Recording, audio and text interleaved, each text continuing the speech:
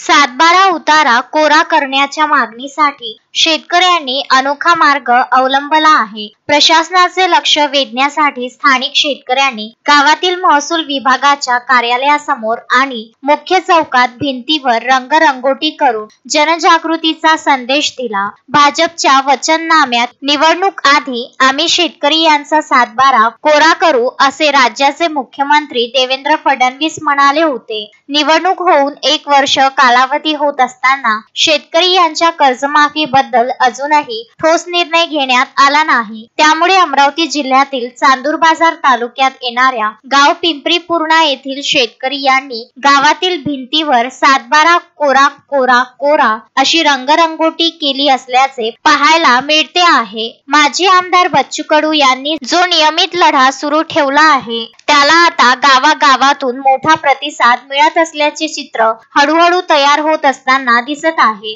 त्यामुळे आता आंदोलनाच्या पारंपरिक मार्गापेक्षा वेगळा मार्ग स्वीकारत शेतकऱ्यांनी सामाजिक व कलात्मक पद्धतीने आपली मागणी मांडण्याचा निर्णय घेतला। या उपक्रमात सहभागी झालेल्या शेतकरी राहुल खापरे म्हणाले, आम्हाला सरकारशी भांडायचं नाही, पण आमचा हक्क शांततामय पद्धतीने मागण्याचा प्रयत्न आहे। भिंतीवर रंगरंगोटी करून आम्ही सातबारा कोरा कोरा कोरा असा संदेश दिला आहे। निवडणुकीच्या आधी जाहीरनामा प्रसिद्ध झाला होता का शेतकऱ्याचं कर्ज आपण माफ करू, म्हणजे सातबारा कोरा कोरा ह्या घोषणा होत्या। ह्या घोषणामुळं काही शेतकरी त्याला बळी पडले आणि बहुमतात सरकार स्थापन झालं। बहुमतात सरकार स्थापन झाल्यानंतर अजून राज्यात विरोधी पक्षनेता नाही आहे, म्हणजे असं कोणी विरोध करू शकते बा, आणि शेतकऱ्यासाठी विरोध करणारा कोणीच नाही आहे आणि आवाज उठवणारा पण फार कमी लोक आहे, मोजके लोक आहे काय ते शेतकऱ्याच्या प्रश्नासाठी आवाज उठून म्हणून। पण काय झालं ते शेतकऱ्यांना जे सांगितलं होतं का सातबारा कोरा करू, त्या विषयावर अजून सध्या समिती स्थापन झाली म्हणते। समितीत स्थापन झाल्यानंतर समितीचा अहवाल आता कधी येते काय येते याच्यासाठी 2-4 वर्ष अजून उलटून जाऊ शकतात।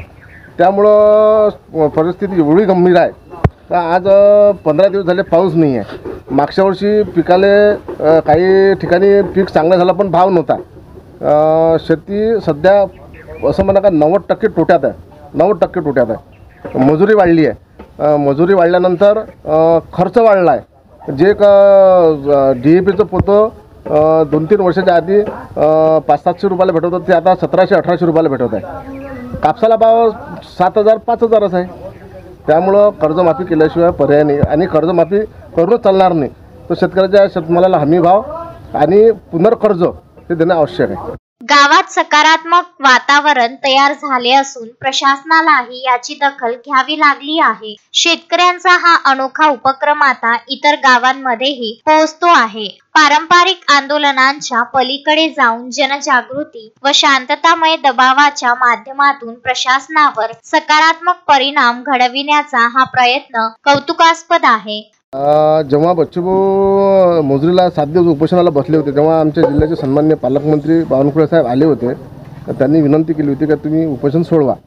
त्यांच्या एका शब्दावर किंवा त्यांनी जे हे मांडले होते, मुद्दे टाकले होते का आम्ही समिती स्थापन करू आणि त्या समितीत बच्चूभाऊला पण घेऊ, पण बच्चूभाऊला घ्या नका घेऊ हा आमचा विषय नाही आहे। आमचा विषय आहे का फक्त सातबारा कोरा करा आणि बच्चूभाऊपेक्षा आणखी कोणी राज्यात शेतकऱ्यासाठी आवाज उठवणारा किंवा दबंग कोणी शेतकरी नेता असेल त्यांना पण घेतलंच चालते, काही विषय नाही। फक्त तो शेतकऱ्याच्या बाजूशी राहिला पाहिजे, त्या विषयाचा एखादा शेतकरी नेता घेतला तरी चालते किंवा बच्चूभाऊला घेतलं काही फरक नाही। पण शेतकऱ्यासाठी सगळं समिती स्थापन केल्यानंतर ते समिती त्यांनी जाहीर केली पाहिजे काय समितीत कोण कोण आहे। सध्या फक्त अध्यक्ष म्हणून लोकांना माहीत आहे का समितीचे अध्यक्ष सन्माननीय परदेशी साहेब आहे, पण आणखी जे लोक आहे ते अजून उघड झालं नाही आहे आणि समिती स्थापन केल्यानंतरच चालणार नाही। समितीत काय काय मुद्दे घेते आणि समिती शेतकऱ्याच्या बाजूला कोणते निर्णय देते हे पण सर्वसामान्य लोकांना माहीत पडलं पाहिजे। सोबत बच्चूभाऊचे जेवढे शेतकऱ्याचे आंदोलन होते, आता मी मोजरीला पण आंदोलनासाठी होतो आणि आमच्या इथं एक सागर सोनारे म्हणून आहे, हा सहपत्नी आणि 2 वर्षाच्या चिमुकलीसह गावात उपोषणाला बसला होता। पण नंतर आम्ही पायदळ यात्रेत पण गेलो, कंटिन्यू 7 दिवस पायदळ यात्रा केली आहे 145 किलोमीटरची।